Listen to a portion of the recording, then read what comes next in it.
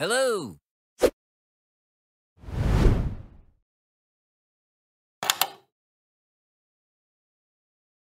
Salam sejahtera kepada semua. Hari ini kita akan membincangkan soalan kertas 2 bahagian B percubaan SPM 2021 bagi negeri Terengganu. Dalam video yang sebelum ini, kita telah membincangkan kertas 2 bahagian A. Jika anda belum menonton video tersebut, anda boleh menekan link di bawah description. Tanpa membuang masa, marilah kita lihat soalan 8. Kajian menunjukkan sebuah segi empat tepat DEFG. Kalau rectangle maksudnya sini semua adalah 90 darjah. Okay, kalau boleh kita labelkan di dalam gambar aja, mungkin dia akan bantu kita. Dan bila kita nampak ada koordinat-koordinat D17, E56, FMN, semua ini sebenarnya kita perlu faham soalan ini berkaitan dengan topik apa? Geometri koordinat. Okay, so kita baca soalan A. Cari persamaan garis lurus DG dalam bentuk arm. Bila kita nak cari persamaan garis lurus, kita perlu faham apakah yang kita perlu sediakan. Okey?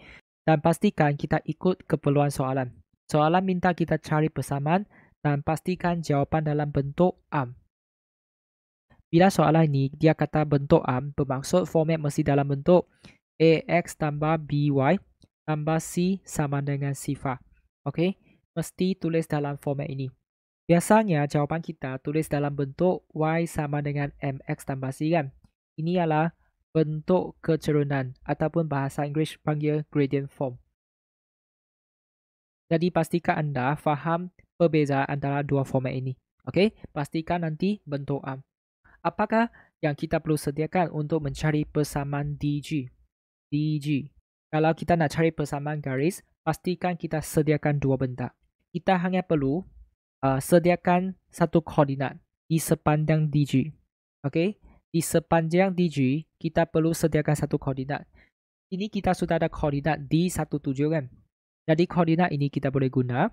Selain menyediakan satu koordinat, kita perlu sediakan kecerunan DG. Mesti kena sediakan kecerunan. Bila kita ada koordinat, ada kecerunan, kita boleh cari persamaan garis lurus. Jadi masalah di sini apa? Kita tak ada kecerunan DG. Kita perlu cari.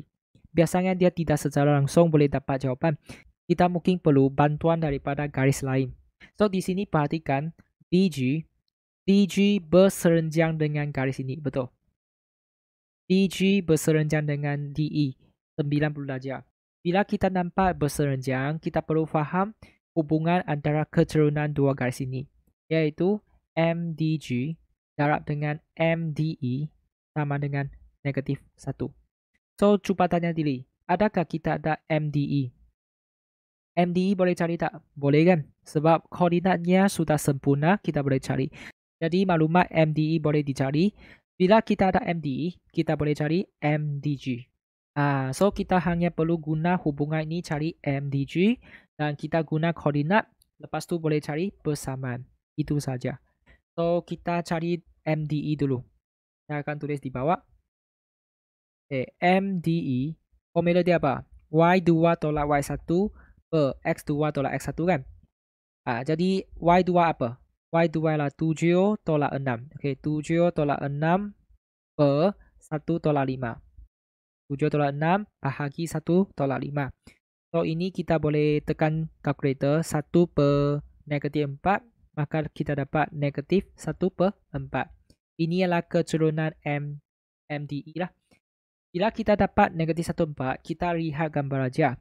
Okey, garis merah ni dia turun ke bawah kan. Bermaksud kecerunan dia mesti kurang daripada sifar.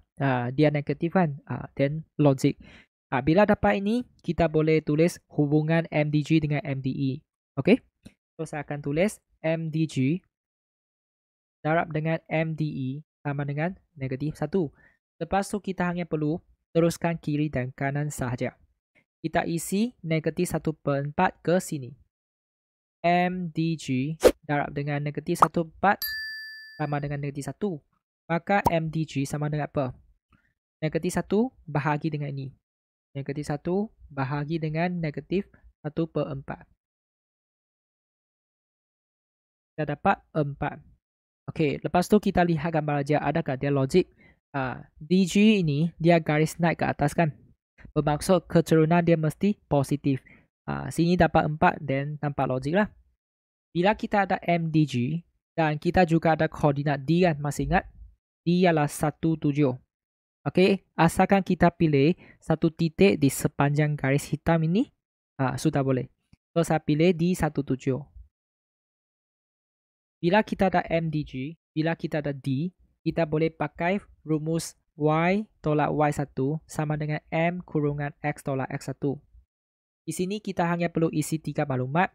M iaitu keturunan. Lepas tu X1 koordinat X untuk D. Y1 ialah koordinat Y untuk D. Boleh. Jadi saya boleh tulis Y tolak 7 sama dengan 4 kurungan X tolak 1. Kemudian kita kembangkan seperti biasa. 4X tolak 4. Lepas tu kita mungkin boleh pindah negatif 7 ke sana. 4X tambah 3. Negatif 4 tambah 7 dapat tambah 3. Okey, biasanya murid akan tulis jawapan sampai sini. Dan mereka ingat ini adalah jawapan akhir. Sebenarnya ini bukan sebab ini adalah bentuk keturunan. Soalan minta kita tulis dalam bentuk am. Okey, AX tambah BY tambah C sama dengan sifat. Tulis X dulu, kemudian Y, kemudian pemalah. Okey, sama dengan sifat. Okey, jadi saya akan pindah apa? Saya akan pindah Y. Okey, saya akan pindah Y ke sana. Sebab X depan dia positif kan. Kita kemas, kita pindah Y ke sana. So, kita akan dapat sifar sama dengan 4X tolak Y tambah 3. Nombor kita letak di belakang. Kemudian kita tukarkan kiri dengan kanan. Kita dapat 4X tolak Y tambah 3 sama dengan sifar. Boleh. So, ini adalah dalam bentuk am. Yang ni tak payah ditulis. Tapi saya tulis untuk bantu kamu faham. So, di manakah kita boleh dapat markah untuk soalan A? Sini dia ada 3 markah kan? Okey, markah pertama ialah kalau kita boleh cari MDE, lepas tu berdasarkan MDE, kita boleh dapat MDG kan? MDG ni 1 markah. Okey. Kemudian kalau kita boleh guna rumus ini dan kita boleh isi maklumat koordinat dengan keturunan ke dalam. Kalau kita boleh isi dengan 1 markah. Kalau kita boleh dapat jawapan dalam bentuk am, 1 markah. So, jumlahnya 3 markah. Boleh kan? Ini ialah soalan A. Baik, kalau tak ada masalah, kita lihat soalan B. Okey, soalan B. Baik, untuk soalan B1, pada pendapat saya, soalannya ada masalah. Jadi, saya sudah ubah ayatnya menjadi ini. Dengan menggunakan garis lurus EF, cari persamaan yang menghubungkan M dan M. Sepatutnya ayat dalam bentuk ini. Okey, bukan cari persamaan garis lurus EF. Kalau ikut skema, dia sebenarnya pun ikut ayat ini. Dia bukan ikut ayat asal ini. Boleh faham? So, kalau masih nak cari persamaan garis EF, nanti maklumat ini tidak dapat bantu kita untuk mencari ini. Mencari nilai M dan N. So, bagi saya dia ada masalah. Jadi, kita mesti kena tukar ayat lah. Saya tukar ayat menjadi ini. Kalau ada apa-apa cadangan, juga boleh komen di bawah. Okey? Ini menggunakan garis EF kan. Kita nak cari persamaan yang menghubungkan M dan N. Ini bermaksud nanti jawapan kita maybe dalam format ini. Contoh, 3M tambah N sama dengan 1. Ini panggil persamaan yang menghubungkan M dan M. Kita nak dapat format seperti inilah. Ataupun kita nak susun N di sebelah kanan pun okey, tak ada masalah. So, ini ialah contoh saja. Okey, macam mana nak guna garis EF cari persamaan menghubungkan M dan N? Okey, perhatikan EF di sini. Di sini kita nampak ada M dengan N kan? Kita perlu faham, kalau kita nak cari persamaan, bermaksud nanti jawapan mesti ada kiri dengan kanan. Betul tak? Dan kita fikir, berdasarkan garis ini, EF, kita pergi cari keturunan, kita hanya akan dapat ni. 6 tolak N per 5 tolak M. Betul tak? Ataupun kita tulis N tolak 6 per M tolak 5. Kita hanya dapat satu belah saja. Kita tak akan dapat ini sama dengan itu. So, macam mana nak kaitkan M dengan N? So, di sini kita perlu faham garis hijau ni dengan garis hitam ini adalah selari. Jadi, saya boleh tulis apa? MEF sama dengan MDG. Okey, MEF sama dengan MDG. Kita mesti sediakan ini sebagai langkah pertama.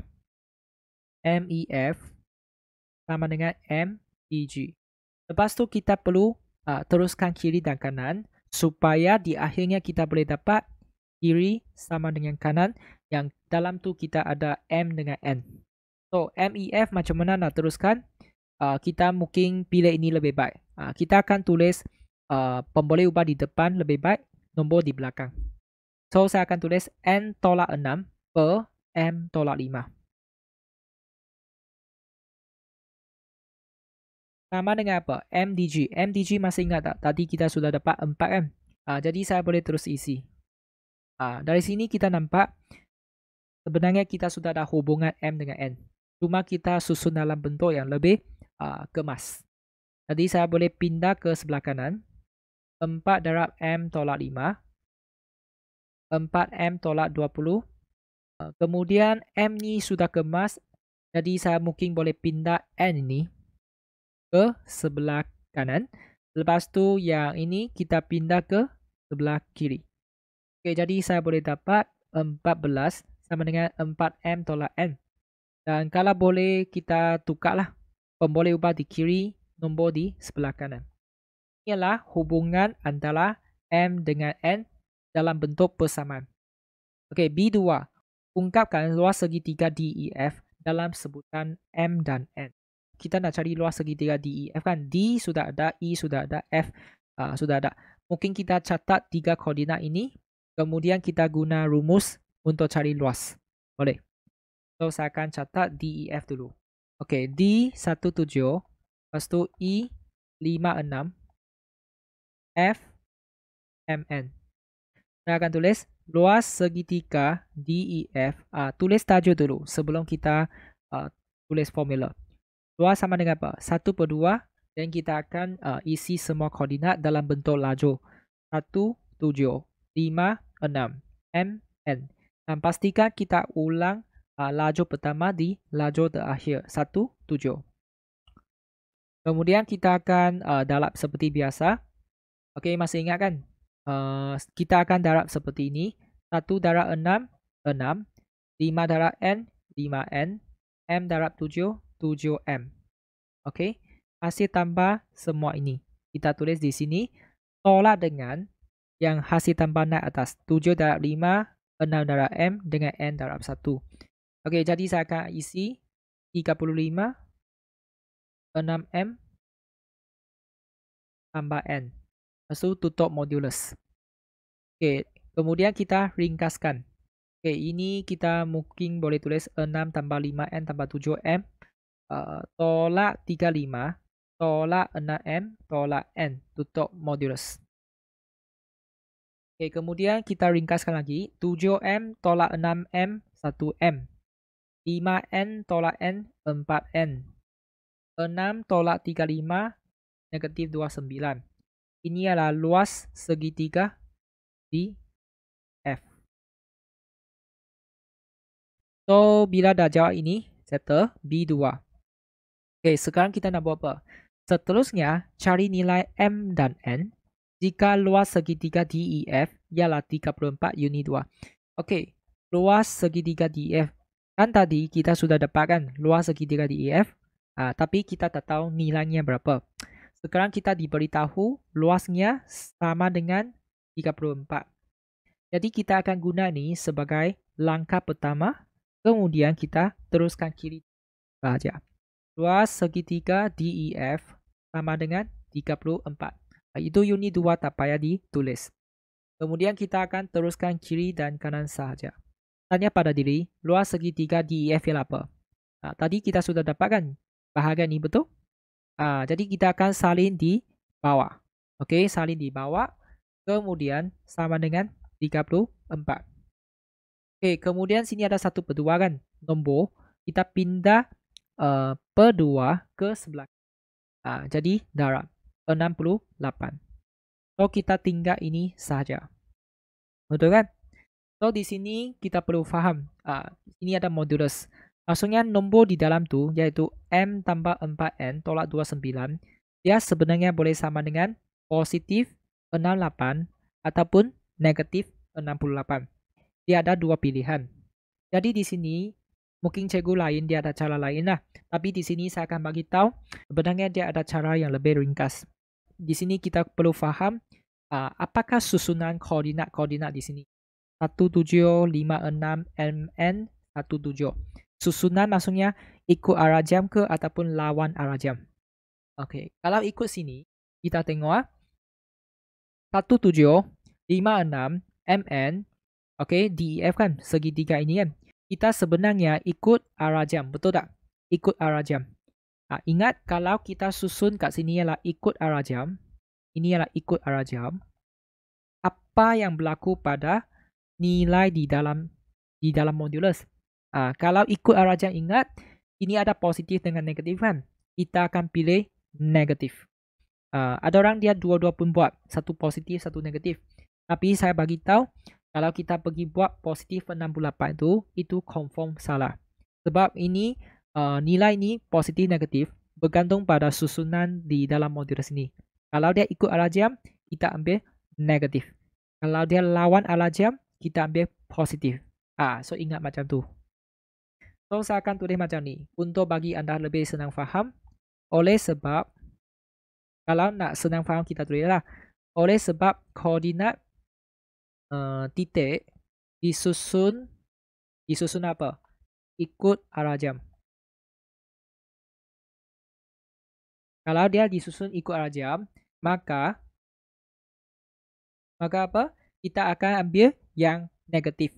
Jadi saya akan tulis M tambah 4N tolak 29 sama dengan negatif 68.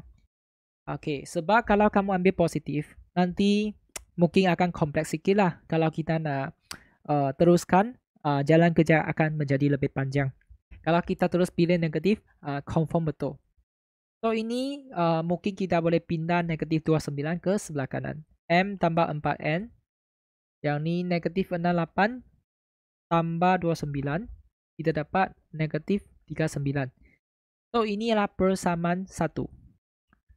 Sekarang kita nak cari M dan N kan. Mestilah kita ada dua persamaan. Okey. Jadi masih ingat tak B1?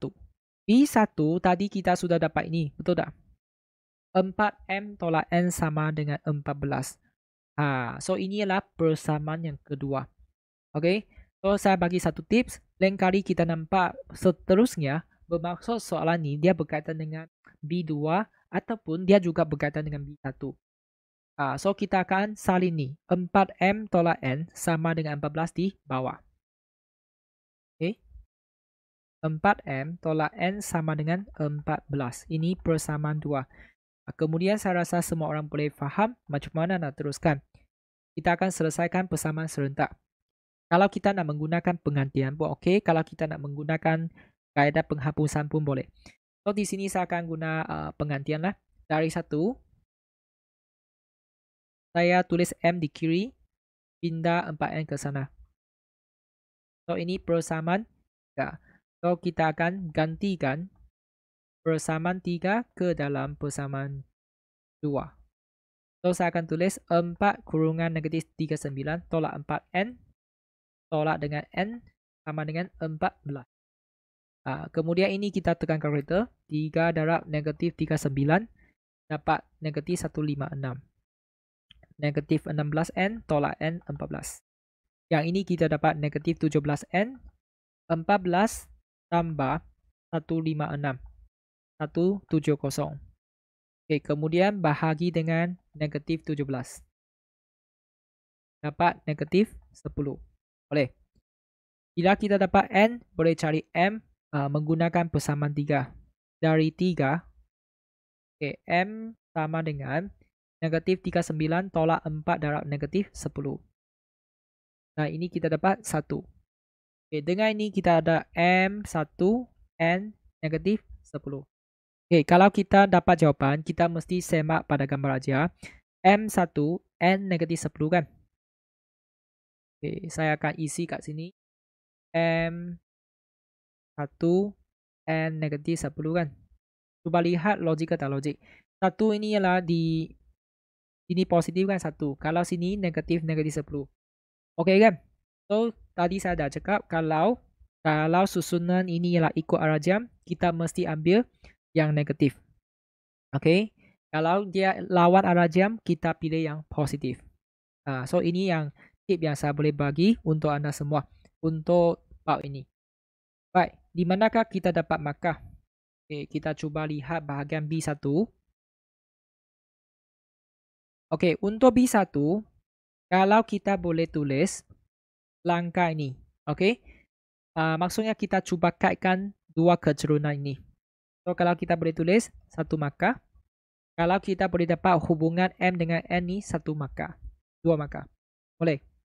Kemudian untuk B2 berkaitan dengan luas, kalau kita boleh tulis langkah ini satu markah, kalau kita boleh dapat jawapan akhir ni satu markah, luas segitiga DF. Kalau kita boleh selesaikan persamaan serentak, kita guna yang negatif itu, masih ingat negatif 68. Kalau kita boleh selesaikan persamaan serentak ni, proses ini dia satu markah. Kalau kita boleh dapat nilai N ini satu markah dan akhirnya nilai M pun satu markah. Di sini dia peruntukkan 3 markah.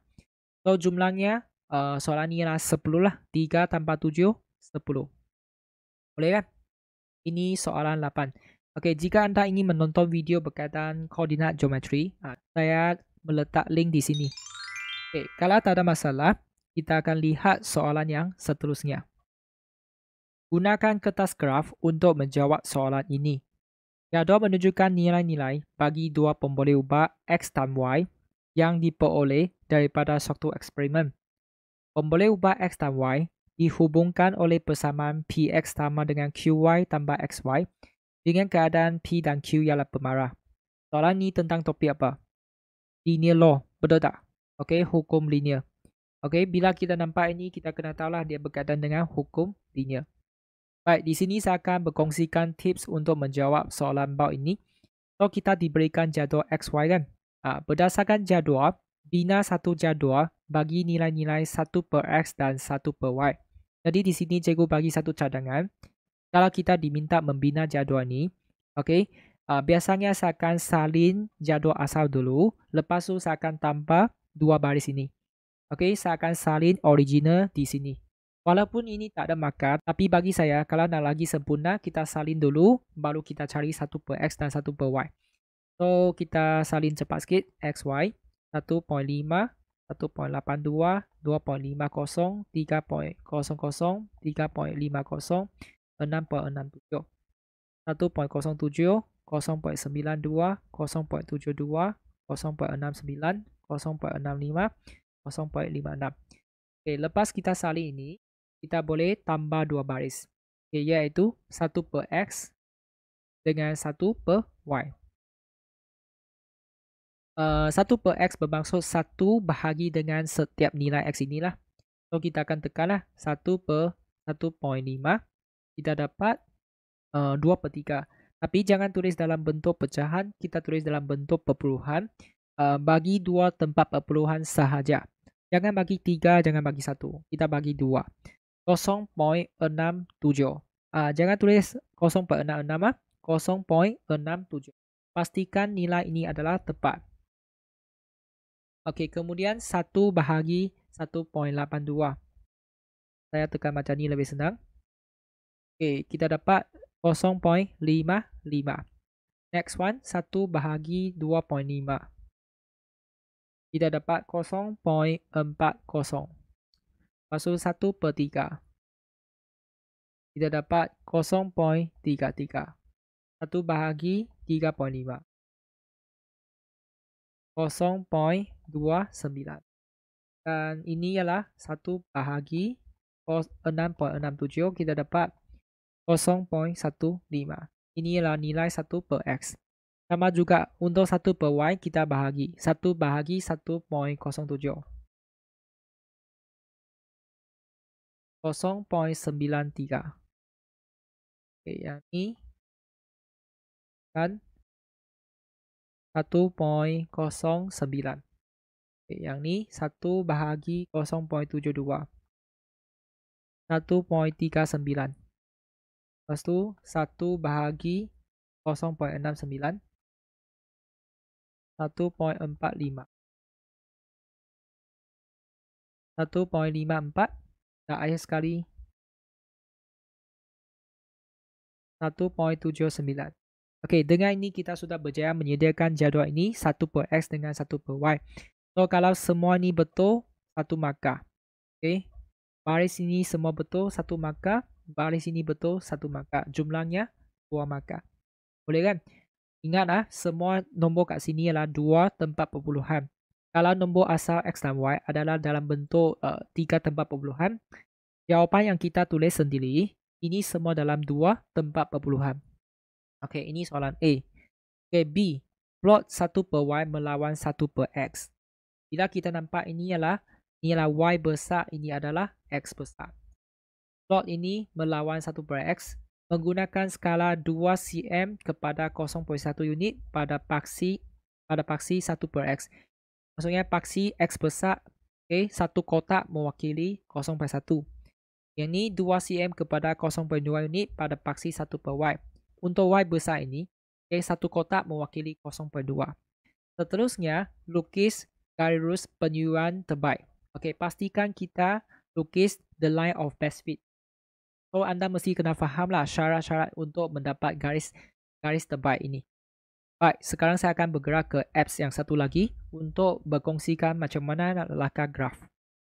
Tadi saya sudah sediakan jadual di sinilah. Kita ada 1/x dengan 1/y kan.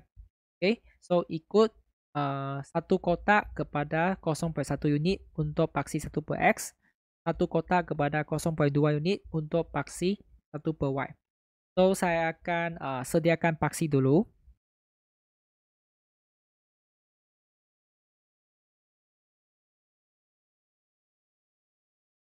Okey, kemudian kita akan sediakan nombor-nombor di bawah paksi X dengan paksi Y lah. So, saya akan tulis yang kosong kan. Kita mula dari kosong. Yang ni dia 0.1 unit kan. So, saya akan tulis 0.10, 0.20 dan seterusnya. Okey, paling besar berapa? Paling besar sampai 0.67 kan. So, mungkin kita boleh sediakan sampai 0.7 ataupun 0.8 pun boleh. Pandangan sini ada banyak tempat saya isi sampai 0.8 lah. Jika takut sendiri lupa, kita terus label 1/x di sini.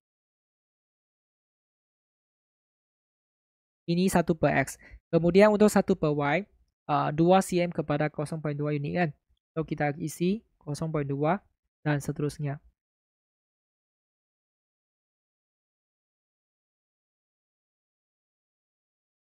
Paling besar sampai berapa? Sampai 179. Apa kita nak lebih pun okey. Sebab kadang-kadang pintasan Y dia akan kena di tempat yang lagi tinggi daripada ini. So, kalau takut lupa, terus isi 1/y. Selepas kita sediakan paksi X dan paksi Y, kita akan mula plotkan setiap koordinat ini. 0.67 dengan 0.93. Okey, pastikan tepat. Mungkin saya zoom in dulu. 0.67 dengan 0.93 di sini. Okey, kemudian kita ada koordinat apa? Kita ada koordinat 0.55 dengan 1.09. Okey, berhati-hati ya. Kemudian kita ada 0.4 dengan 1.39. Okey, di sini. Okey, lepas tu 0.33 dengan 1.45. 0.33, 1.45. Okey, pastikan tepat. Kena berhati-hati. Okey, lepas tu kita ada 0.29 dengan 1.54. Dan akhir sekali kita ada 0.15, 1.79. Okey, kita semak sekali lagi ya. Pastikan setiap koordinat ni betul. Okey, ini adalah 0.15, 1.79. Ini adalah 0.29 dengan 1.54. Pastikan setiap ni betul. Okey, kalau silap nanti akan ditolak markah. Okey, kemudian 0.33 kat sini dengan 1.45. Okey. 0.4, 1.39, 0.55, 1.09, dan akhir sekali 0.67, 0.93. Kalau setiap titik ini diplot betul, kita boleh lukis garis lurus penyuruhan terbaik. Okey, pastikan anda faham syarat-syaratnya. Untuk garis lurus penyuruhan terbaik, pastikan dia melalui banyak titik. Okey, dan pada masa yang sama, pastikan titik yang tidak dilalui seimbang. Seimbang di atas garis dengan di bawah garis. Contohnya, kita ada garis macam ni. Contoh kalau kita ada garis macam ni, dia melalui titik ini dengan titik ini kan. Okey, mungkin kita ada titik yang tidak dilalui. Mungkin dia di sini, mungkin dia di sini. Okey, kalau macam ni dia dikira sebagai garis lurus penyuruhan terbaik sebab dia melalui dua titik dan di atas dengan di bawah dia seimbang. So kadang-kala mungkin dan di sini cikgu nak bagi tahu, kadang-kala kita ada senario yang sangat teruk, mungkin kita tak melalui mana-mana titik. Semua titik tidak dilalui. Mungkin sebab kita nak pastikan dia seimbang atas dengan bawah. Kalau tak boleh juga, at least atas dua titik, bawah satu titik. Jangan sini dua titik, lepas tu sini langsung tak ada titik di bawah. Itu tak boleh. Kalau macam ni, dikira sebagai garis lurus penyuruhan terbaik. So untuk ini, kita kena tengoklah. Sebab pembaris ini dia transparent kan. Kita boleh nampak dia melalui titik mana kan. So kita boleh letak dulu. Lepas tu kita tengok yang mana lebih sesuai. Okey, yang ni kita boleh adjust lah. Sampai kita rasa dia okey. Okey, kalau cikgu letak di sini. Kalau saya letak di sini, adakah dia diterima? Okey, sekarang dia melalui berapa titik? Melalui satu titik kan? Okey, boleh nampak tak? Melalui titik ini. Tapi di sini kita ada 5 titik yang tidak dilalui. Yang ni di atas. Yang ni di atas. Yang ni di bawah. Betul? Lepas tu yang ni di bawah. Yang ni di bawah. Maksudnya kita ada 3 titik yang berada di bawah. 2 titik di atas. Kalau macam tu masih diterima lah. Jangan sini 3 bawah. Lepas tu ni 1 atas. Tak boleh. Kalau yang paling baik tu 2 atas 2 bawah. Kalau boleh kita jadikan seimbang. Kalau kita rasa garis ini sudah okey, kita boleh terus gariskan. Saya guna pen merah. Okey, macam ni. Nampak? Dia melalui satu titik, 2 titik di atas, 3 titik di bawah. Lepas kita garis, pastikan kita terus label pintasan Y.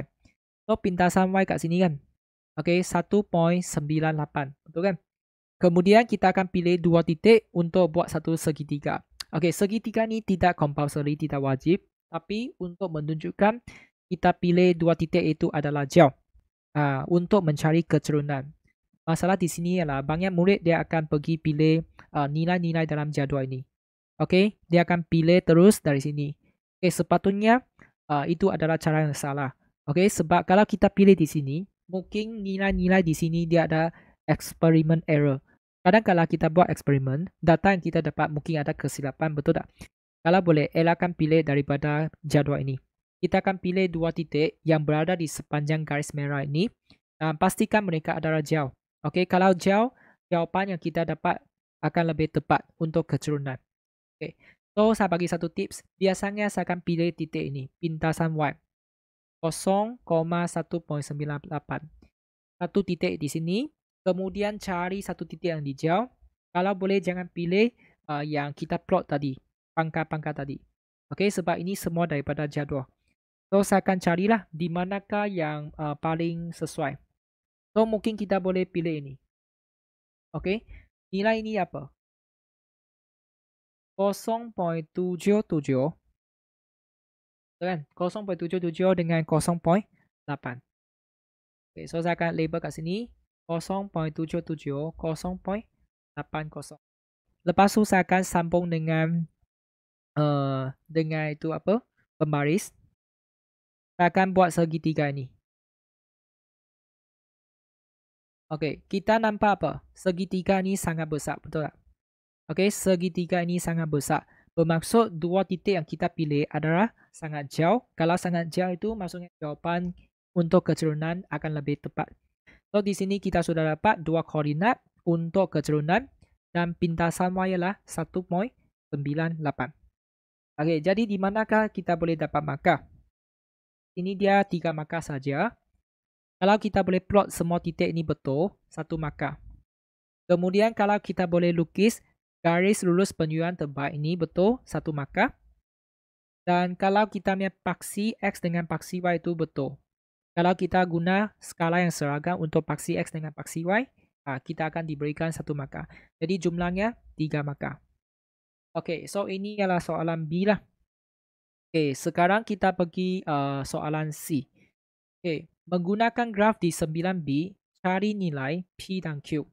Okey, untuk soalan C, kita sentiasa akan mula daripada sini.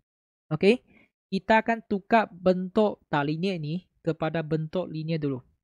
Okey. So, dan pastikan kita punya apa? Y besar ialah 1 per Y. X besar ialah 1 per X. Jadi, saya akan salin ini dulu. PX sama dengan QY tambah XY. Baik, untuk soalan C, PX sama dengan QY tambah XY kan? Okay, so kita fikirlah. Macam mana nak tukar jadi bentuk 1 per Y ialah Y besar, 1 per X ialah X besar. Mungkin mula-mula kita boleh pindah X ini ke sebelah kanan. So, saya akan dapat Q per X darab dengan Y. XY bahagi dengan X berapa? Okey, tak apa. Saya salin dulu. Okey, lepas tu kita akan dapat QY per X tambah Y. Betul kan? Okey, kemudian saya akan bahagikan setiap ni dengan Y. Sebab saya nak dapatkan 1 per Y kan? Saya bahagi Y. Ini bahagi Y. Sebab Y sudah di atas kan? Bahagi dengan Y. Y akan dimasukkan. Jadi kita tinggal Q per X. Kemudian ini Y per Y kita akan dapat 1. Boleh kan? Di sini kita sudah nampak ada P per Y. Kita nak 1 per Y. So, apa kata kita bahagi setiap ini dengan P. Okay? Kita nak hapuskan P ini. So, ini dapat 1 per Y. Setiap ini bahagi P ya. So, ini bahagi P dapat apa? Okay, P berada di bawah 1 per P. Boleh? Okay, tapi ini belum dalam bentuk yang paling kemas. Mungkin kita boleh tulis dalam bentuk ini. Q per P darab dengan 1 per X. Kita asingkan jadi 2 bahagian. Tambah 1 per P. Supaya kita boleh nampak sebenarnya dia sudah dalam bentuk format ini. Y, MX tambah C. Jadi saya boleh tulis Y adalah 1 per Y. X adalah 1 per X. Kalau 2 ini betul, M dengan C baru boleh digunakan. M ialah Q per P. C ialah 1 per P. Bila kita dapat ini, kita boleh pergi C1. Kita nak cari nilai P. Okay, P ialah apa? P berkaitan dengan pintasan Y. Jadi saya akan tulis 1 per P sama dengan pintasan Y kan? Okay, pintasan Y ialah apa? Masih ingat tak tadi? Pintasan Y ialah 1.98. Jadi saya akan isi 1.98. Okay, kemudian kita nak cari P kan? Boleh tukar tempat. Jadi P sama dengan 1 per 198. 1.98. Ini kita tekan kalkulator saja. Okay. Kita dapat 0.51. Nak bagi 3 tempat perpuluhan ataupun 2 pun boleh. 0.51. Ini nilai P. Okay, kemudian nak cari nilai Q. Ini B2. Mestilah guna kecerunan. Q per P sama dengan kecerunan. Dan kita teruskan. Q per 0.51. Okay, kecerunan tadi kita dah pilih 2 titik kan. 0.1.98. 0.77, 0.80. Kita pilih 2 titik ini. Jadi kita akan tulis 0.8 tolak dengan ini per 0.77 tolak dengan sifar. Boleh kan?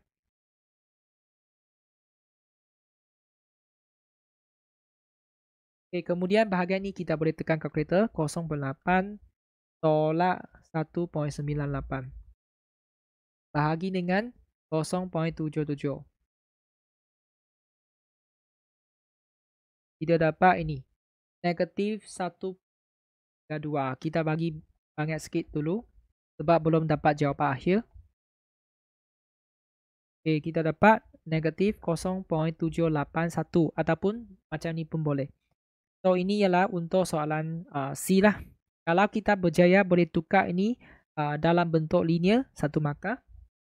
Kalau kita boleh tulis 1/P sama dengan pintasan Y daripada graf kita 1 markah. Kalau kita boleh dapat nilai P betul 1 markah. Okay, untuk Q, kalau kita boleh guna 2 titik yang betul untuk cari nilai kecerunan 1 markah. Kalau kita boleh dapat jawapan Q tepat 1 markah.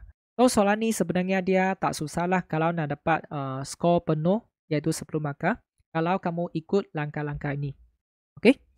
Kalau tak ada masalah, kita akan bincang soalan yang seterusnya. Raja menunjukkan lengkung yang mempunyai fungsi kecerunan K tolak 6X dengan keadaan K adalah pemarah. Okey, di sini bila kita nampak fungsi kecerunan, kita perlu faham ini adalah dy dx. Saya akan catat dy dx sama dengan K tolak 6X di sini. Okey, kemudian PR ialah tangent kepada lengkung. Okey, PR ini tangent kepada lengkung bermaksud garis ini dia sentuh lengkung di satu titik sahaja, iaitu R13. Di mana R13 ialah titik maksimum. Okey, titik maksimum. Titik yang paling tinggi untuk lengkung ini. Okey, jadi di sini kita nak cari apa? Cari nilai K. K di sini ialah nombor di dalam dy dx kan? Jadi macam mana kita cari nilai K? Kita perlu faham yang ni R13 adalah titik maksimum kan? Pada titik A ini, nilai kecerunan tangent ialah sama dengan sifar, iaitu dy dx sama dengan sifar. Kalau kita guna ini, dan kita boleh teruskan, boleh cari nilai K. Boleh faham? Okay, so di sini saya akan tulis. Okay, saya akan salin dy dx dulu. Dy dx tadi ialah K tolak 6X kan? So untuk ini, kita perlu faham pada titik R13 ini, pada R13 ini, dy dx itu sama dengan sifar. Okey, kemudian kita teruskan kiri dan kanan sahaja. Macam mana nak teruskan? Tanya pada diri, dy dx adalah apa? K tolak 6X kan? Jadi saya akan tulis K tolak 6 darab dengan X. X di sini sama dengan koordinat X untuk titik A, iaitu 1. Okey, sama dengan sifar. Kemudian kita boleh pemudahkan dan dapat nilai K. Jadi yang penting di sini ialah kita perlu faham tak kira titik A ini ialah titik minimum ke titik maksimum, nilai kecerunan tangent iaitu dy dx ialah sama dengan sifar. Kita mesti tahu ini dulu sebelum kita boleh cari nilai K itu. Okay, kalau kita boleh tulis K tolak 6 darab 1 sama dengan sifar, 1 markah. Okey, maksudnya kita tahu isi koordinat X iaitu 1 ke dalam X. Kalau boleh isi 1 markah. Kalau kita dapat nilai K yang tepat 1 markah. Jumlahnya 2 markah. Okey, ini soalan A. Okey, B. Kita nak cari persamaan lengkung. Okey, so setiap kali kita nampak persamaan lengkung, jangan risau. Ini maksudnya dalam bentuk apa? Y sama dengan apa? Soalan ini dia berikan kita maklumat dy dx kan? So kita nak dari dy dx bergerak ke Y. Okay? Kita nak dari dy dx bergerak ke Y. So proses ini dia panggil pengamiran. Sebelum ni kita dari Y ke dy dx ini adalah pembezaan. So sekarang kita nak dari dy dx ke Y. Ini proses pengamiran. Iaitu baut 3 untuk tingkatan 5. Okay, so macam mana? Kita akan isi nilai K tadi ke dalam dy dx dulu. Okay, so saya akan tulis dy dx sama dengan 6 tolak 6x. Okay, kemudian nak cari y kan? Macam mana? Pindah dx ke sebelah kanan.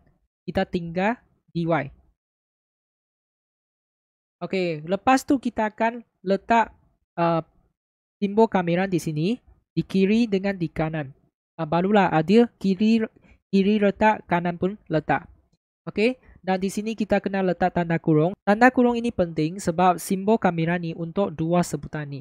Boleh faham? Okey, kemudian kita akan carilah kamiran di Y, kita akan dapat Y kan sebab ini 1. Kameran 1 dy kita akan dapat 1y. Kalau kameran 2 dy kita akan dapat 2y. Boleh? So ini kita akan tulis apa? 6x tolak 6x kuasa 2. Sebab asalnya kuasa 1 kan. Naik kuasa jadi 2 per 2. Dan pastikan kita tambah satu C. Okey, C ni adalah nilai pemarah. Untuk sebelah kanan kita perlu tambah C. Okey, untuk sebelah kiri tak perlu. Kita hanya tambah di sebelah kanan sahaja. Dia ada sebab di belakang lah. Kalau nak senang ingat, kita hanya tambah di sebelah kanan saja. Okey, lepas tu kita akan ringkaskan 6x tolak 3x kuasa 2 tambah C. Dan di sini kita nak cari apa? Jangan tinggalkan jawapan seperti ini. Kita mesti kena cari nilai C. Macam mana nak cari nilai C? Okey, masih ingat tak lengkung ini? Lengkung ini dia melalui titik apa? Titik R13 kan? Koordinat ini kita tahu. Okey, so ingat kalau dia melalui titik ini bermaksud koordinat X dan Y memuaskan persamaan lengkung ini. Memuaskan maksudnya kita boleh gantikan nilai X dan Y ke sini untuk cari C. Boleh faham? So, saya akan catat seperti ini. Melalui R13. Kemudian masukkan nilai 1 dengan 3 ke dalam. 3 sama dengan 6 darab 1 tolak 3 darab 1 kuasa 2 tambah C. Yang ni kita boleh tekan kalkulator, dapat 3. Maka C sama dengan sifar. Okey, dengan ini kita boleh gantikan C sifar ke dalam sini. Okey, untuk dapat jawapan akhir. 6x tolak 3x kuasa 2 tambah dengan sifar. Boleh? So, inilah soalan B. Di manakah kita boleh dapat markah? Ini 2 markah saja kan? Okey. Markah pertama di sini. Kalau kita boleh kameran dengan betul, dapat ini 1 markah. Kalau kita boleh dapat C dan isi balik, dapat ini 1 markah. So, pastikan kita ada tambah C di belakang sebab C ni dia tak semestinya ialah sifar. Boleh faham? Lain kali mungkin dapat 1, mungkin dapat negatif 1 dan sebagainya. So, ini soalan B. Lepas tu kita lihat soalan C. Cari luas rantau yang dibatasi oleh lengkung dengan paksi X. Dibatasi oleh lengkung dengan paksi X. Okay, so lengkung kat sini betul? Lengkung kat sini. Lepas tu paksi X di sini. Paksi X di sini. Bermaksud kawasan yang kita nak ialah ini. Keperluan soalan dia tak kata ialah luas kawasan berorek. Dia kata dibatasi oleh lengkung dengan paksi X. Maksudnya kawasan ini. Okay, so untuk soalan sini macam mana nak cari luas? Tanya pada diri, luas rantau ini di bawah apa? Di bawah lengkung, betul tak? Tadi kita sudah dapat lengkung kan? Y sama dengan 6x tolak 3x kuasa 2. Okey, ini adalah persamaan lengkung. Kita perlu persamaan lengkung untuk cari luas kawasan sini. Okey, so tanya diri. Luas kawasan ni dia dari X apa hingga X apa? Dari X kosong hingga X apa? So nilai ini kita mesti cari dulu. Okey, kita akan kameran dari kosong hingga ini.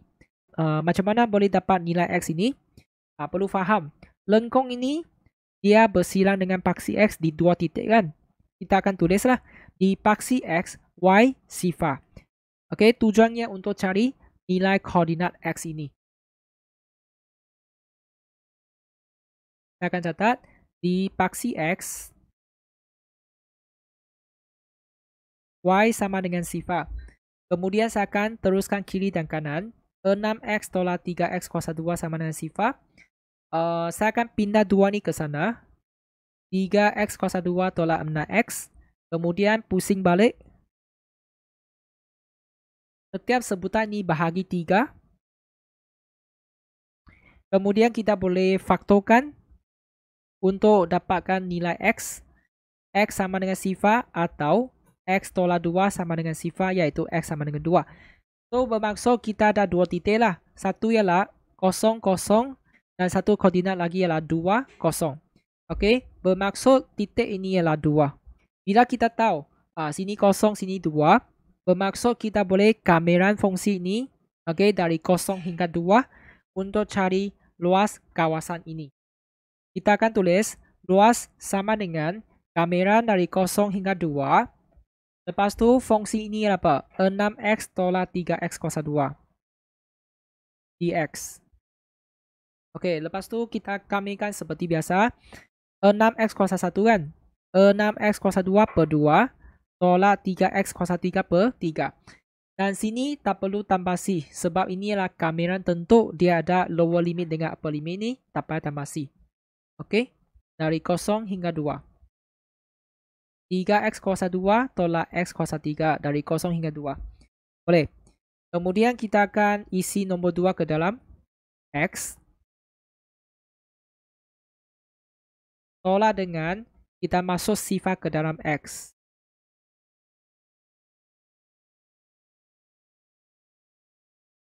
Okay, lepas tu kita tekan kalkulator untuk bahagian ni. 3 darab 2 kuasa 2 tolak 2 kuasa 3. 4. Yang belakangnya adalah sifar. Jadi jawapannya adalah 4 unit 2.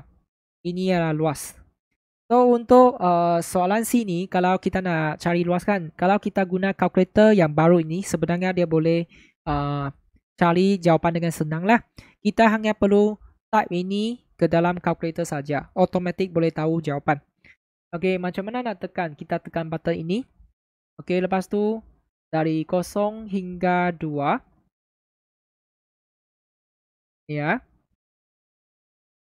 Okey, lepas tu kita akan isilah fungsi ini. 6x tolak 3x kuasa 2. Tutup kurungan. Lepas tu tekan sama dengan. Jawapan dia 4. Untuk kalkulator yang lama pun boleh, tapi di sini cikgu tak ada kalkulator itu, saya tunjuk yang baru saja. Kalau masih nak tahu juga, anda boleh komen di bawah. Okey, so ini ialah soalan C. 2 markah kan? Di mana kita dapat markah?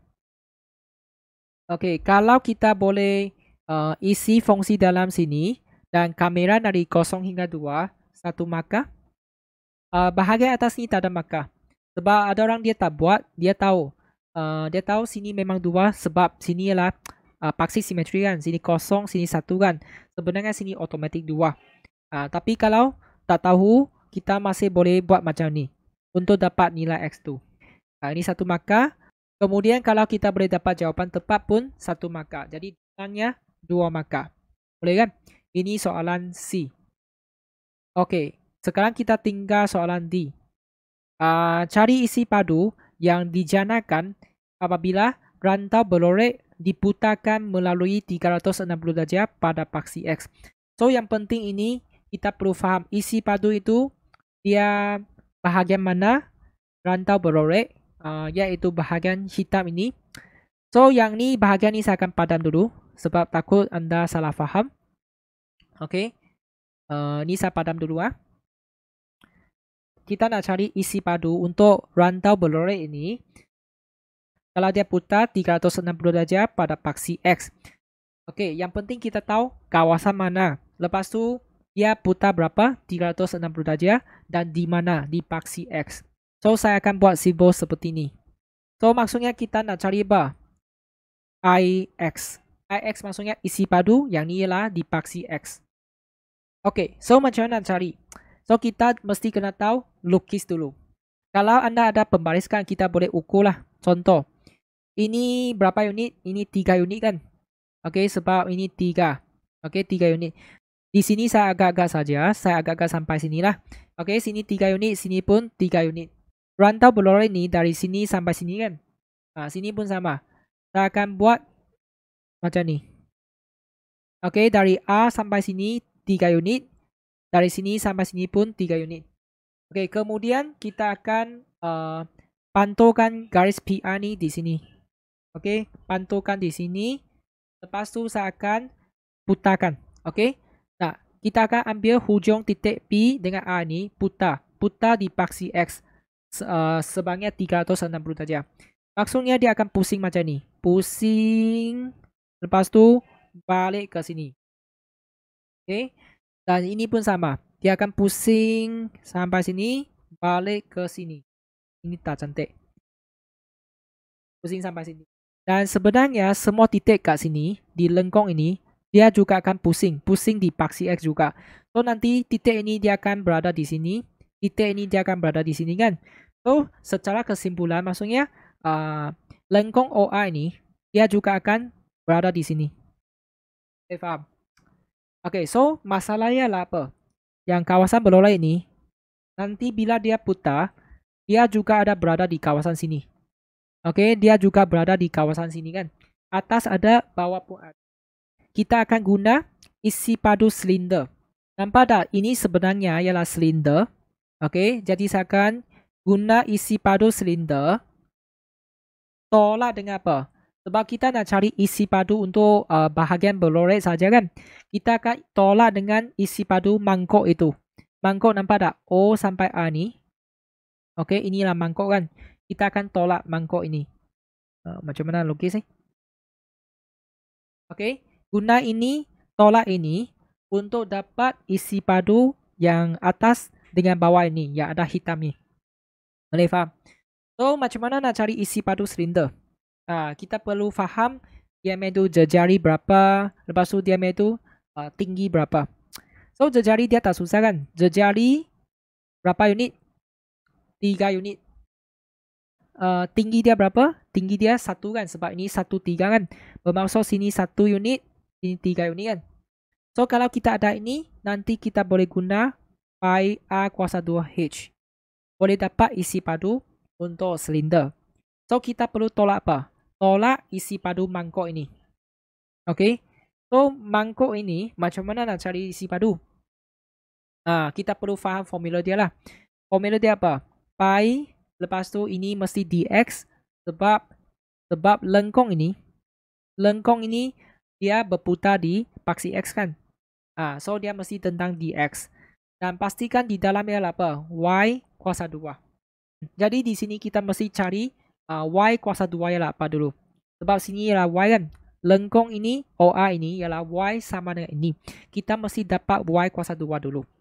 Dan kamera dari mana? Dari 0 hingga 1. Betul tak? Dari 0 hingga 1. Untuk mangkuk ini. Jadi sinilah 0, 1.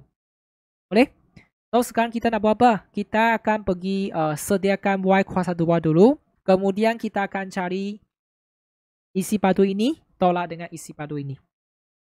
Okey, saya akan tulis di sinilah. Lebih senang sikit. Ini soalan T ya.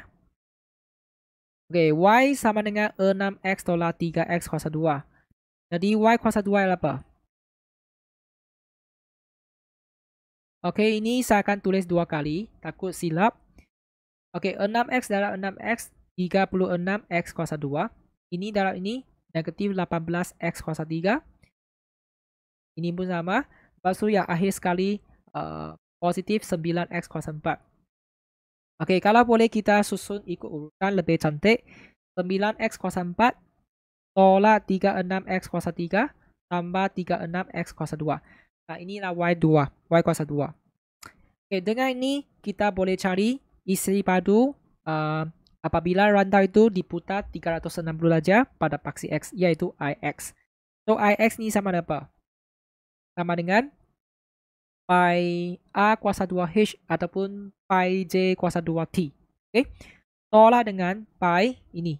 0, 1, Y kuasa 2 dx.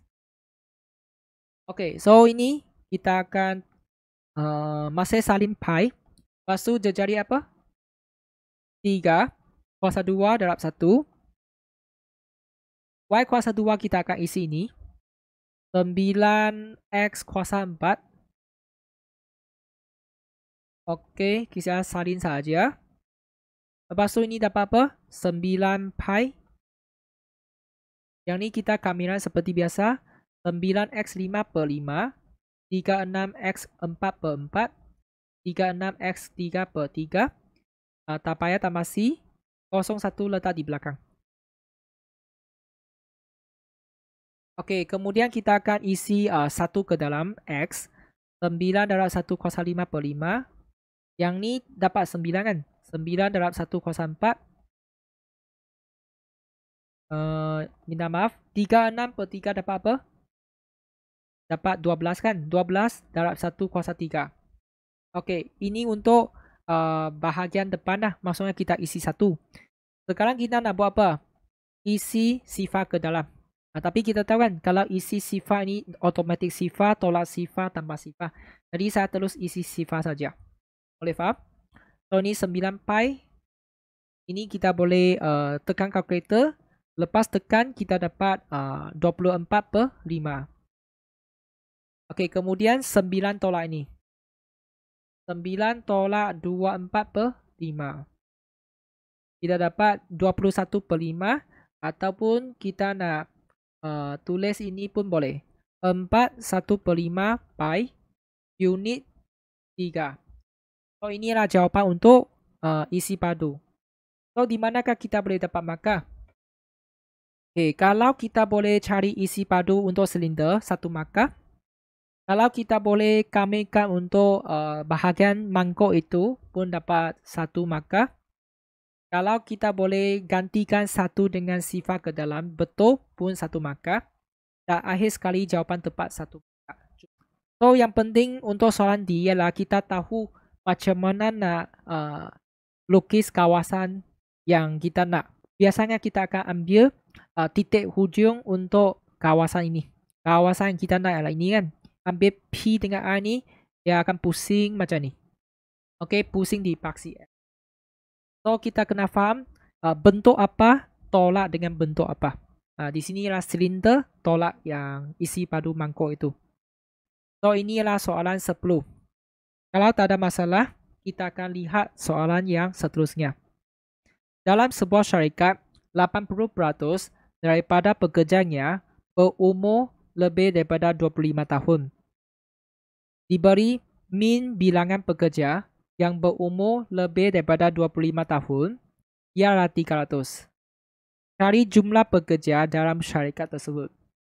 Okay, baik. Soalan ni lah tentang taburan kan. Taburan kebarangkalian. Mungkin ini tentang binomial ataupun tentang normal. Anda perlu mengenal pasti ini binomial ataupun normal. Untuk soalan 11A ini lah tentang pemboleh ubah diskrit. Di mana bilangan pekerja ini boleh dibilang. Okey. Kalau kita lihat soalan 11B, okey, inilah tentang berat. Berat bagi pekerja. Kalau kita kata berat, so ini sebenarnya dia berkaitan dengan normal. Ini adalah kerana berat bagi pekerja ini dia ialah pemboleh ubah serenja. Kalau serenja bermaksud dia tentang taburan normal. Okey. Kalau 11A ni ialah pemboleh ubah diskrit, dia tentang taburan binomial. Okey, so di sini kita perlu buat apa? Okey, kita nak cari jumlah pekerja kan. Untuk soalan binomial, cikgu cadangkan kita tulis tajuk dulu. Mula-mula kita mesti faham tajuk kita ialah apa. So saya akan catat biar X sama dengan apa? Bilangan untuk taburan binomial, biasanya kita akan mula dengan perkataan bilangan. Okey, bilangan pekerja yang apa? Berumur lebih daripada 25 tahun. Okey, so saya tahu banyak murid dia tidak menulis seperti ini. Betul tak? Kita nak terus cari jawapan. Tapi sebenarnya itu ialah amalan yang tidak baik. Kita perlu tulis tajuk supaya kita faham betul-betul apa itu sebenarnya lah X. Ini ialah X besar pemboleh ubah rawat diskrit. Pastikan kita tulis X ialah tajuk apa dulu. Ini tentang lebih daripada 25 tahun. Sebab kadang-kadang dia soalan kebat kan.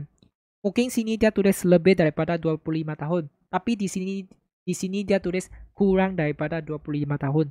Kalau macam tu, dia ada itu contradiction. Maklumat dengan soalan itu dia bercanggah kan. Itu kita kena lihatlah tajuk kita sebenarnya apa. Okay. So ini rasanya dia tak susah sebab dia punya itu soalan ini dia sama seperti maklumat ini. Selepas kita tulis ini, kita perlu faham taburan binomial dia macam ni. Di sini kita ada bilangan kali percubaan dengan kebarangkalian berjaya. Kita nak cari jumlah pekerja kan? Sebenarnya jumlah pekerja di sini rujuk pada M. N di sini boleh mewakili bilangan kali percubaan ataupun mewakili jumlah pekerja. So saya boleh catat N kat sini. Okay? Kita nak cari N kan? Tapi kita ada P tak? Ada P tak? Ada kan? 80% bermaksud 0.80. Ini ialah kebarangkalian berjaya.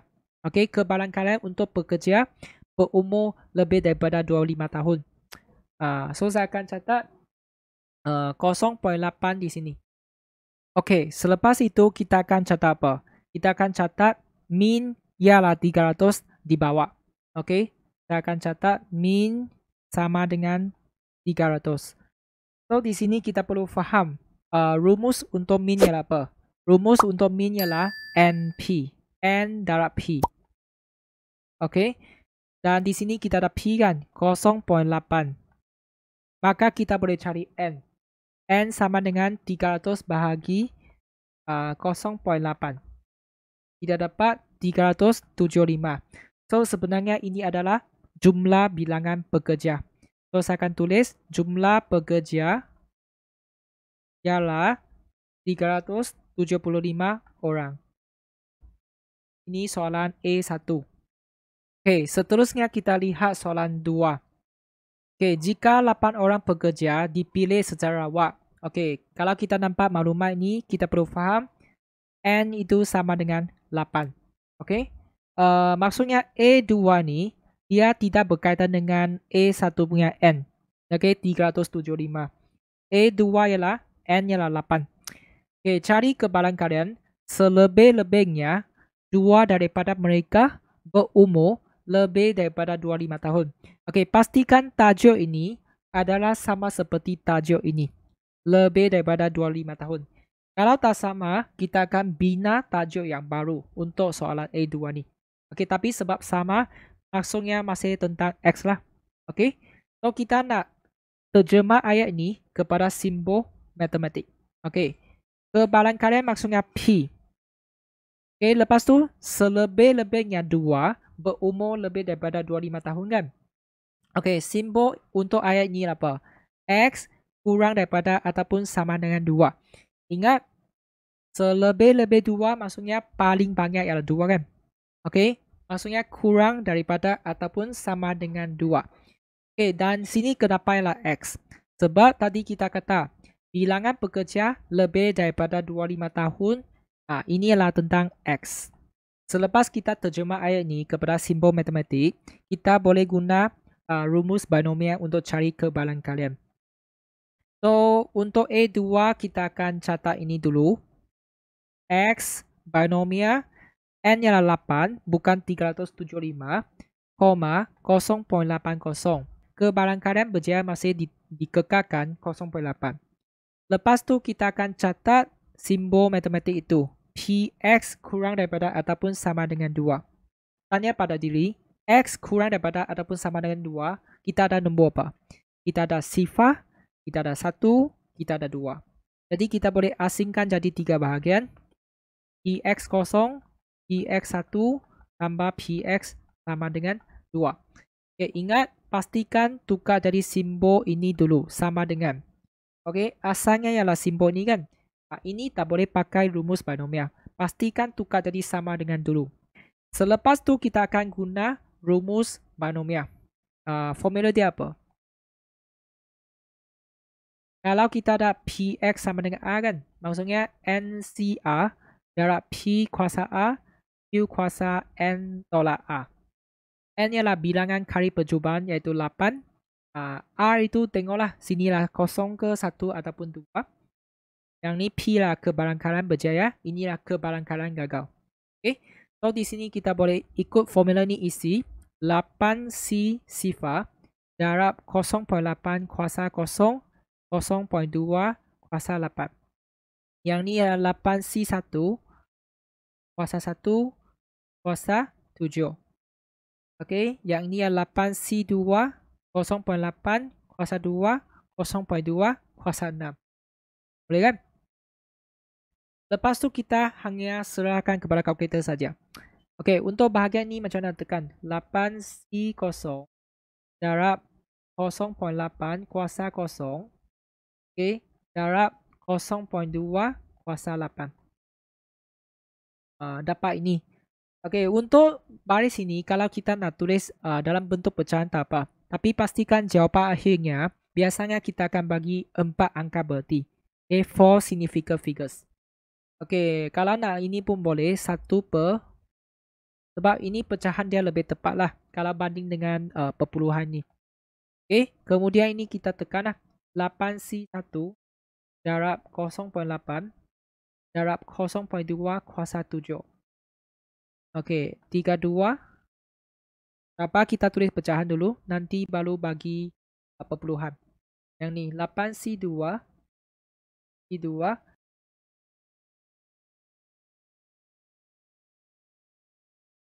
kemudian kita akan cari hasil tambah mereka lah. Okay, tambah dengan 32 per salin saja. Tambah dengan 1 per 390,625. Okey, dapat ini kan? Kalau boleh kita tulis dalam perpuluhan lah. So, macam mana? Bergerak 3 tempat ke sebelah kiri. Jadi, kita dapat 0.001. Betul kan? 1, 2, 3, 1. 1, 2, 3, 1. Yang ni tak boleh bunda. Jadi, saya akan tulis macam ni. Okay, kalau boleh kita bagi 4 angka bererti. Kecuali soalan dia ada permintaan lain lah. Boleh? Tak susah kan? Yang penting faham ayat ini macam mana nak tukar jadi simbol. Dan yang penting adalah kita tahu apa itu sebenarnya X. Tulis tajuk dengan baik-baik. Mula dengan perkataan bilangan. Okey, biasanya dia mula dengan perkataan bilangan. Jadi di manakah kita boleh dapat markah?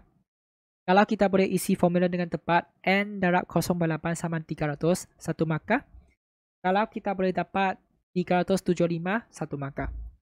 Untuk A2, kalau kita boleh asingkan ini, jadi PX0, PX1, PX2, 1 markah. Lepas tu kalau kita boleh guna rumus binomial dengan tepat, 1 markah. Dan akhir sekali kalau kita dapat jawapan tepat, 1 markah. Okay, kalau tak ada soalan, kita akan lihat soalan 11B. Berat bagi pekerja. Okay, ini tentang berat lah.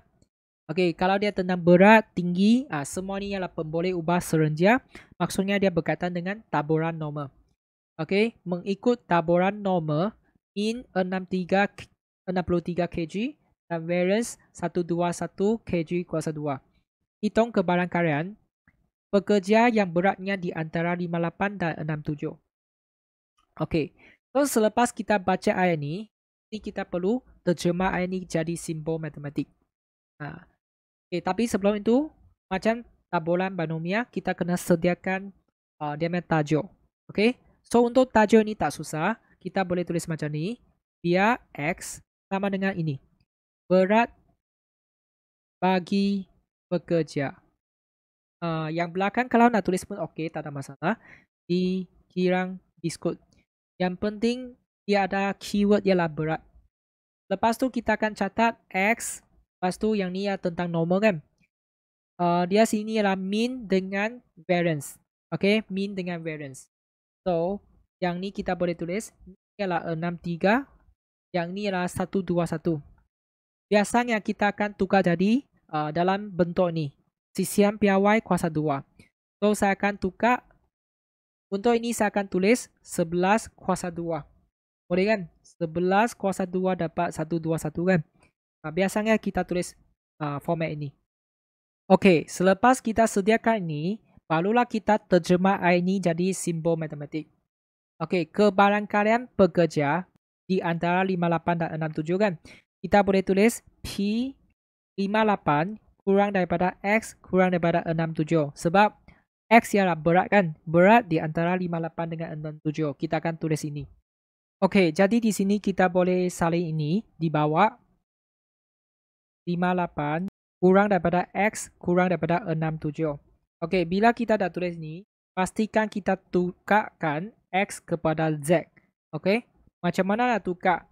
Kita tahu kan formula Z sama dengan X tolak min bahagi CCM piawai kan? So, X di sini ialah 58. Min sudah ada, CCM piawai sudah ada. Jadi, kita isi saja. 58 tolak 63 per 11. Okay, kurang daripada Z, kurang daripada 67 tolak 63 per 11. Kemudian kita boleh tekan kalkulator. 58 tolak 63 per 11. Dan ini jangan beri dalam bentuk pecahan. Kita tulis dalam perpuluhan. Dan kita akan tulis 3 tempat perpuluhan. Ingat, jangan bagi 2, tak tepat, kita bagi 3.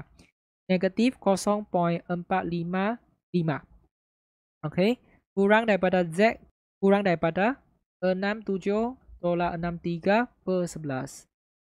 Okey, kita bagi 0.364.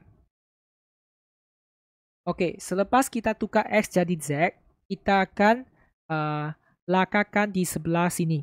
Okey, kita lakarkan graf untuk Z tu. So, graf dia macam mana?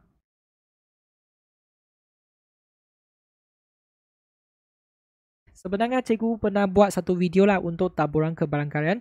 Jika anda nak faham macam mana nak jawab soalan binomial ataupun normal, anda boleh menekan link di sini. Ini Z, ini FZ. Lepas tu kita akan labelkan dua nombor ni. Negatif 0.455 kat sini kan. Di sini. Yang ni 0.364. So maksudnya kita nak cari luas kawasan ini. So nak cari luas kawasan ini, kita akan tulis apa? 1 tolak sebelah kiri dengan sebelah kanan. Okay, so kita perlu baca apakah itu simbol untuk sebelah kiri. PZ kurang daripada negatif 0.455 tolak dengan sebelah kanan ini. So sebelah kanan ini apa? Ialah lebih daripada 0.364.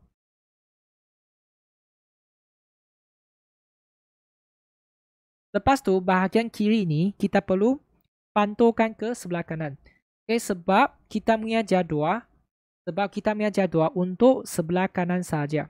Boleh faham? Bukan untuk sebelah kiri. Okay, jadi bahagian kiri ni bila dia pantul ke sana, jadi apa? PZ lebih daripada 0.455. Yang belakang saya masih salin. Ya. Oleh sebab luas kawasan ini ialah berada di sebelah kanan, jadi kita boleh tulis Q nombor ini. Ingat, Q ini tak boleh suka hati ditulis. Nampak tak? Jadual dia pun ada Q kan. Q ini boleh ditulis kalau itu kawasan sudah berada di sebelah kanan, hujung kanan. Boleh faham? Yang ni pun berada di sebelah kanan kan. Kita tulis Q bermaksud kita boleh rujuk pada jadual ini. Mungkin dalam kalangan anda tak tulis langkah ni, terus bergerak ke langkah yang seterusnya kan. Tapi di sini saya cadangkanlah kalau boleh kita tulis, baru kita rujuk pada jadual. So, 0.455 di mana? Kita rujuk pada jadual. 0.455. Okey, 0.455. Jadi kita akan ambil nombor ni 0.3264 dan sini adalah apa? Ia 18. So macam mana? Kita akan ambil 64 tolak 18.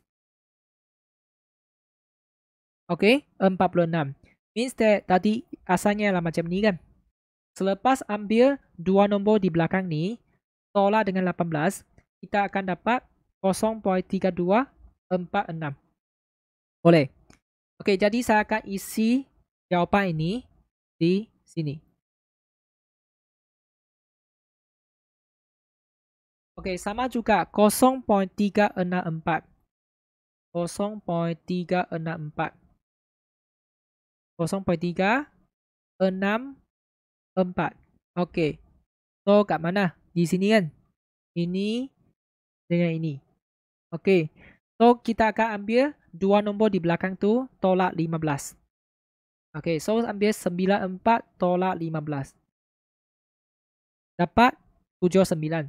Means that kita tinggal 0.3579. Boleh kan?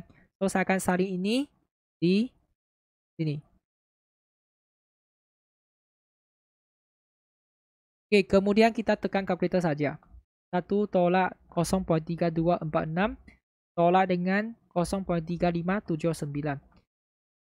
Okey, jadi jawapan dia 0.3175. Ini sahaja. Boleh ikut? Ini B1. Okey, B2 dia lebih susah sikit, tapi yang penting kita perlu tahu macam mana nak tukar ayat ke simbol matematik. Jika 98.7% daripada pekerja berat lebih daripada M kg, cari nilai M.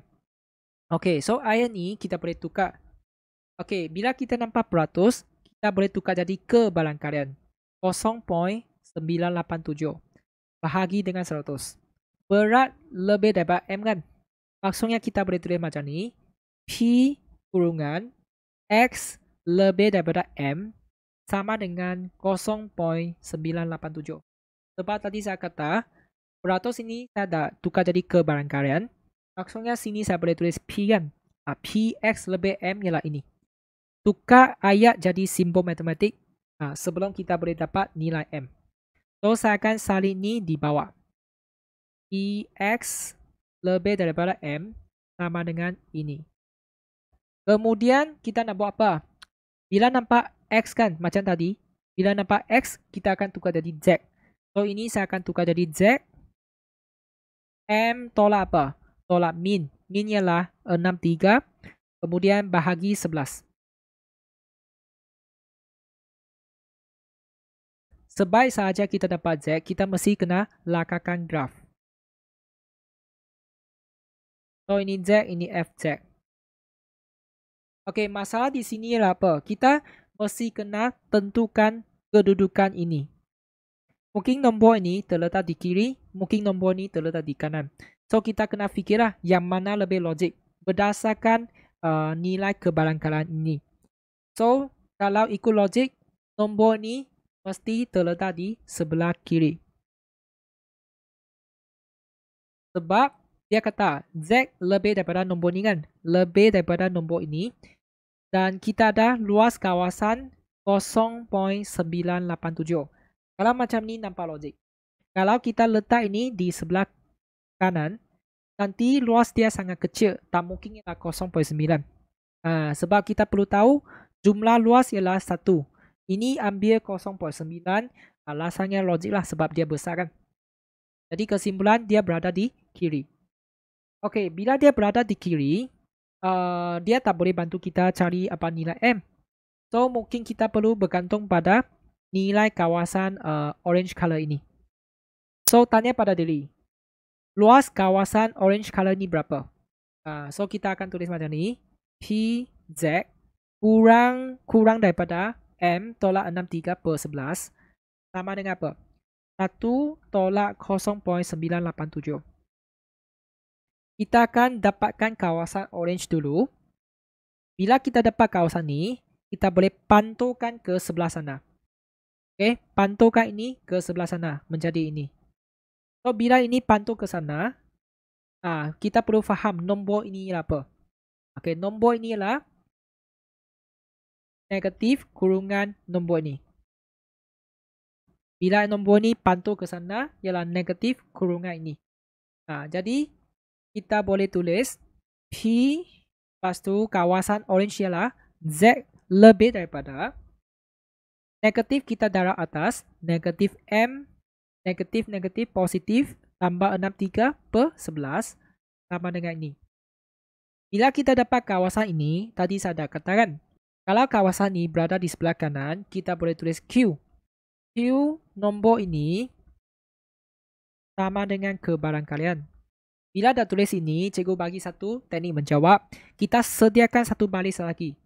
Okay, kita tulis Q kurungan sama dengan ini. Okay, tujuan saya tulis ini adalah untuk apa? Kita akan cari Q apa boleh dapat kebalangkalian ini. Kemudian kita akan bandingkan. Okay, bandingkan untuk dapat nilai M. Boleh faham? Okay, so kita cari jadual. Apakah itu Z untuk dapat 0.013?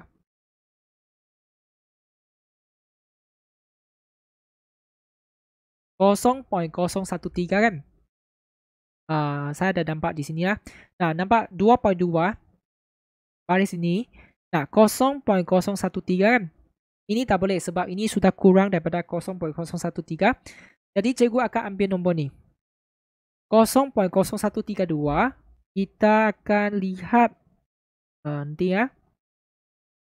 Kita akan tolak dengan apa? Tolak dengan 2. Okey, sini ada bahagian 2 kan? Boleh pilih mana-mana saja. Saya pilih ni. Okey, 132, dia tolak 2, kita akan dapat apa? Dia akan dapat 130 kan? Maksudnya sama seperti ini. Boleh faham? Okay, so maksudnya kita akan ambil Z kita ialah apa? Z kita ialah 2.225. Okay, 2.225. Okay, inilah nilai Z kita. Boleh faham? So, saya akan isi kat sini 2.225.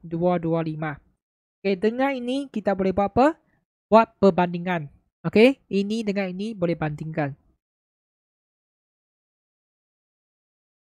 Okay, kemudian boleh pindah 11 ke sebelah kanan.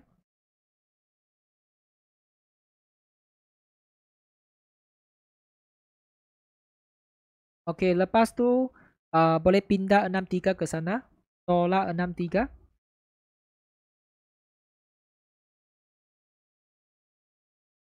Dan akhir sekali kita boleh masukkan negatif. Jadi M dapat 38.525.